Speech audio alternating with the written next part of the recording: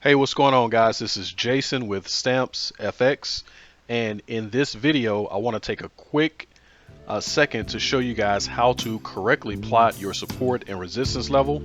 And I say correctly according to how I believe it should be plotted. I know everyone probably draws their support and resistance lines differently, but I'm going to show you how I believe it should be done, and I'm going to show you how to use only the support and resistance lines to enter and exit trades. Now, before I show you this, quick disclaimer: you should never use only your support and resistance lines, but it does help when you're trading. So it is good to know that you can pretty much use this almost by itself to potentially make a profit. So anyway, let's jump into the video. Right now we have up an hourly chart for USD CHF. All right, and as you can see, the market comes down and then it came back up, comes down, then it comes back up, and we'll look at different places on this as well. But right now we're just looking at this little particular time frame. So we will plot the highest point on the chart, which is here. All right, and I know this is the highest point on the chart, but this is the closest to the current price. So this right here is where price came, and then it came all the way back down, and then the lowest point on the chart, which is here. And remember, this is an hourly chart. All right, so as we go up, we see that price come up here, pull back a little bit, go higher, pull back, go higher, pull back, go higher, and pull back. Now, this is clearly an uptrend. Now on the way down, price comes down here, pulls back, comes down here, pull back, comes down here, pull back, and then comes down here. Now what I do is I don't plot every single support or resistance level. So what I would do is I try to find the major swings in the market. For example, price came all the way down here, and then it popped all the way back up here, and then it came all the way down here and stopped. So I probably would possibly plot this level and then look over to the left over here and see if there are any levels that corresponds with this level, and it is, and that's why price came down here and then went up a little bit.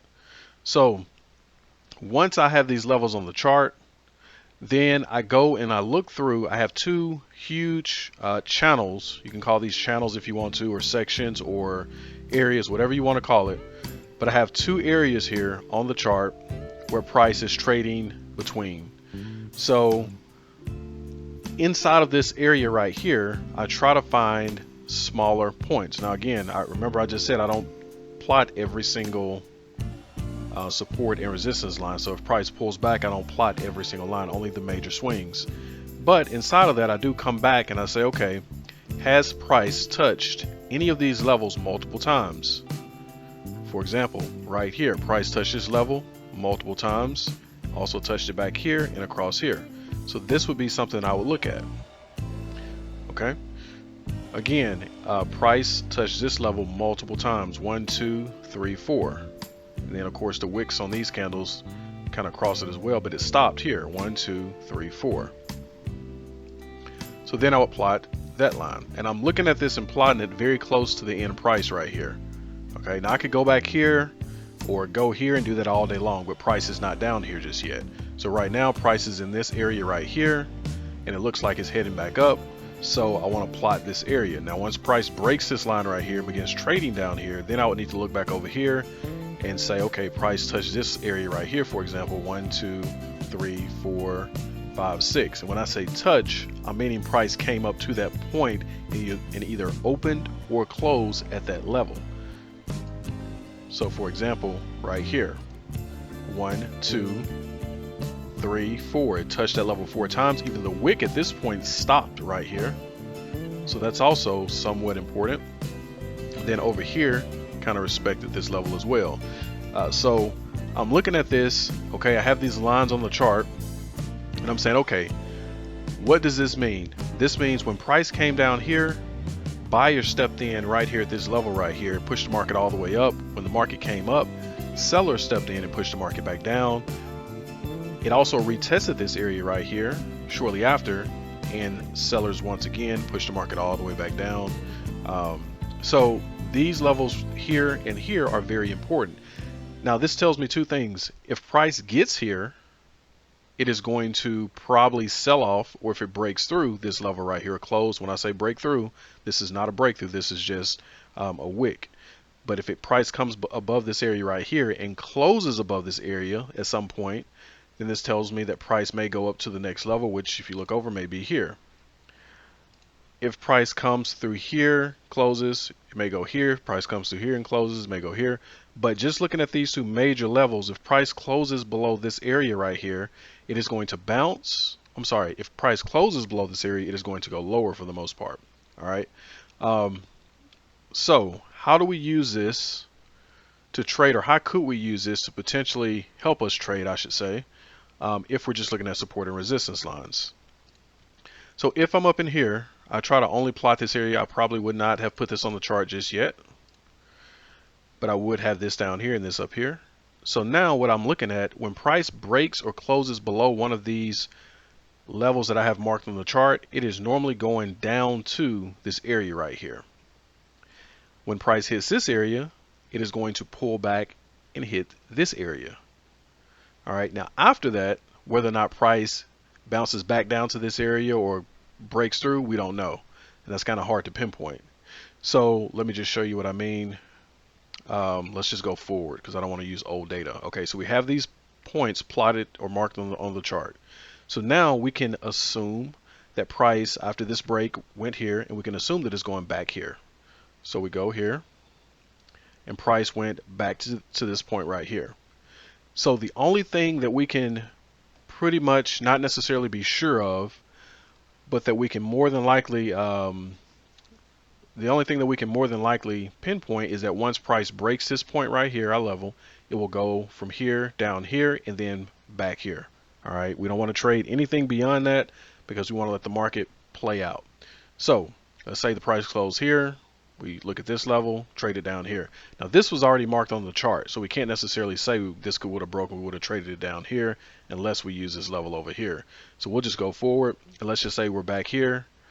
We don't know this information right here. We could just say, okay, price closed, it went here. Its next stop is here. All right, so now we wait for the market to close above or within the range or just outside of the range. So right here, it closed outside of this area right here.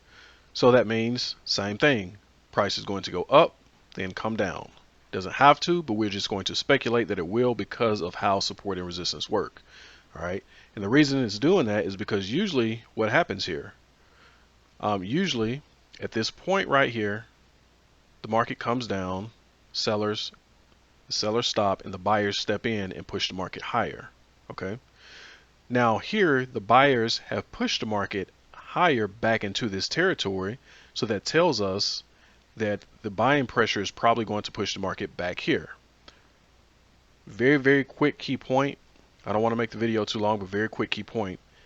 If you see a collection of trades like right here, so the market came down, it didn't come all the way back up, it came down. You want to watch this area because price could be coming back to this area instead of this area. All right, so now price breaks through, closes. Now we're looking at it to come back up here. And again, once it comes up here, we're going to get it to come back down here. So we'll enter the trade here for a buy position, 13 pips, and then we will enter the market here for a sell position, 16 pips. All right, so notice that the market didn't touch this area, and that's because this right here. So you always have to watch this right here, and more than likely, if you're trading this up, chances are it will probably stop here, and then you would carry the market down. But if you look here, it did get up to this area at some point, and then from here we would carry it back down. All right, so you can see how it's hugging this line right here. So chances are what it may do, it did wick above this area right here, but it did not close above the area, so it may push through this area because it's, you know, trading right at this area right here. So let's just see what happens. All right, so now if we would have got in the trade here, carried it up, and then from there we should have jumped in and grabbed the trade from here to here because we would have got out here. But let's just say we got in here and we got out here. All right. If we got out here and got back in here to carry this down, we would not have made it all the way down. So we would have had to decide on whether or not we wanted to break even, close the trade, break even, or we could have waited until this poked its head above and closed and got out of the trade. So what does this mean when this closes above this level right here? It means that it may go up to this point right here. All right, so let's just see what happens. Another small close. Right, so now the market has came to this level right here, but it closed above that level right here, it looks like. So now we're looking at this area up in here. So let's see if it makes it that high. And it did. Oop. And it did. And you can also see once the market closed up here, so it made it this high right here. And if we would have got into the market to trade it down, we would have got stopped out of the trade, but this candle never stopped. Okay, usually the candle would stop at this point right here, or close at this level, or retrace and close, but this candle kept going, and this, you would have been able to catch this and see that this candle would have kept going, all right, if you was into the in the trade. So it closed here, and what can we do? We know it's going to the next level we marked, so we get in here, carry it up, get out, and then it closed right here, so we know that it's probably going back down, and then we get in the market going back down. And then what happens here? It closes below. Now remember, we only get in to take the trade up and then back down. All right, that's it. This closes below, and then we need to watch it to see if it is going to come back down to this level. And it did. So we probably would have missed this trade, but again, to get in immediately, so let's just say to get in here, go up, and then get in here and go down, and then to immediately jump back into the market, that would be a little too risky. All right, so the market closed. It did close above or below this line, so it did come here. It did not retrace, and then it closed below this line, then it went all the way down. So, you know, you can look back through the charts, even those, I mean, you can look back all the way as far as, you can pretty much use anything on the chart and draw support and resistance lines, and that principle still pretty much holds true. So let's just say we're here, highest point on the chart, and I have not looked at this previously. Lowest point on the chart, and price comes all the way down. Let's see, price comes here. Okay, it's down here, comes here. Price comes here and bounce, and I see all these collection of trades here. Okay, this is very, very choppy, so it's all right. Okay, so price kind of bounced into in between this area right here, and then it closed down here. So chances are, where's it going? Down here to this level right here. Okay, and it did. Now it's bouncing between these two levels right here. And then if we get a close below here, it's going lower. If we get a close above here, it's going higher to this point. Get a close above here, it's going higher.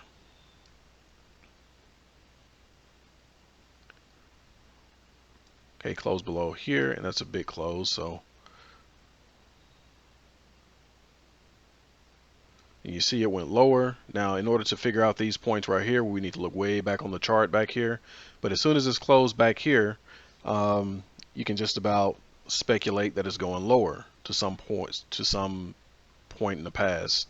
And then as soon as it closes above, it'll probably go higher at some point. And this actually closed across both. And when it closed here, it went up to this line right here, which is back here. Alright guys, so that is the video. Very, very quick support and resistance levels, how to draw the support and resistance levels. So hopefully you can add that to your strategy or go back and back test that to see if that is something that could help you improve your trading.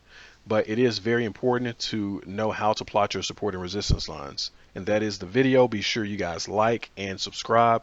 And thank you guys for watching. Talk to you later.